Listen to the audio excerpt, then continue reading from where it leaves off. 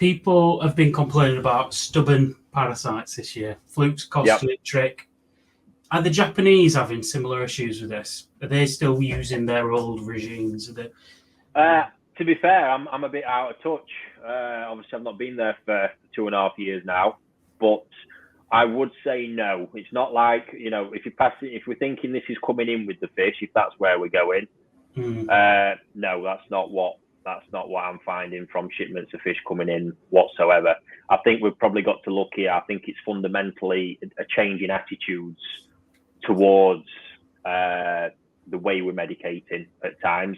We've spoke about this. I know the fluke treatment regime that we brought out, with the dose day 1, 50% day 2, 50% day 3 for the sort of praziquantel based treatments. That makes a lot of sense because we don't know, you're reading a packet, and I think manufacturers are a lot to blame here. From my more understanding is there's not a lot of research being done by them into what are the best treatment regimes. So it's just the same information that's been used for decades. Don't retreat your fluke treatment until after 7 days. Well, all the things there, you've got the preparation, first of all, and I have said this a few times, prep before medication is key. Got to try and lower organic load as much as possible. Purging drains, little bit of a top up, bit of fresh water, cleaning your filters out, all that lot, getting that done before the meds. The Japs are big on that when they're medicating.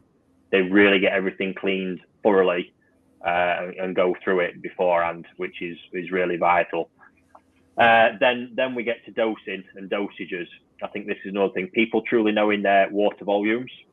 I know from my days working in the shop, not many people knew through water meter the exact volume of the ponds. So that's a massive problem, which can lead to underdosing, because the last thing we want to be doing is underdosing. And then I think we've got the strengths that are possibly spoken about. When I look at the Japanese and how they dose, just when they dose potassium permanganate, they get the fish where I've seen it dosed in ponds with big expensive fish. They're up on the surface rocking. Crazy. They've almost took them to within an inch of their life, and that's how strong they're using this medication. But the ponds are built differently. You see, they will treat like that, neutralize it, drain the pond off, pull the 4-inch standpipe, drain the pond off, and all of a sudden they've got a load of nice underground water to fill back up. And then they condition the fish after that, because they're not looking to retreat. They want to get in, get the job done with that medicine, get out and start reconditioning after it, which is crucial. So obviously I think this is using PP, the standard dose that's been around for donkey's years, 6.8 gram per 1,000 gallon. It's madness. It really is madness, because if we look, I use it typically, and I say this is what I use it at the minimum of 10 grams per 1,000 gallon, possibly more, because a lot of it I'm gauging on organic load in the system, which affects what the dosage of PP should be. The issue we've all got is, as professionals, manufacturers, all the rest of it is, we can't just let people with no experience go wild with a treatment like potassium permanganate, because if you get it wrong, you've got no fish left the next day. So it's always a fine line. There's other treatments, formaldehyde-based medications are the same. You get it wrong with that stuff, you're in for trouble. So there's this real fine line, I think, on what is actually the best dosages, and everyone's sort of covering their arse a little bit. That being manufacturers, dealers, the last thing somebody wants is a load of fish to be destroyed and someone pointing the finger at you.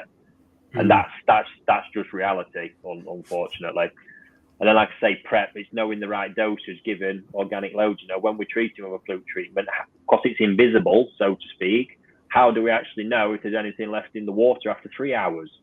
Never mind after 7 days, because the biological activity of the ponds, which is not just talking about organic debris, all the microorganisms, everything living in there is biologically breaking stuff down, including the medications we put in. So when they are sort of like an invisible medication, we don't really know, the full extent of what it's had. And if you're reading the packet, it says after you've dosed, a lot of them don't retreat for 7 days. At that point, you've sort of knocked them back or got rid of them, almost 90%, and then within them 7 days, they're backing up again. And the medications work. parasites aren't getting more stubborn. I think it's a need for just evolving and getting the treatments right. Yeah. The dosage right and the prep right. Mhm. It's a tough one because, like I say, I don't think you're going to get many people. Sad to hear that. If you do get PP wrong, obviously it needs measuring out properly, but you're not going to get people openly saying, ignore what it says on the packet and do this.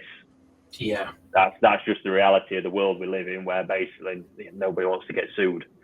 Mm-hmm.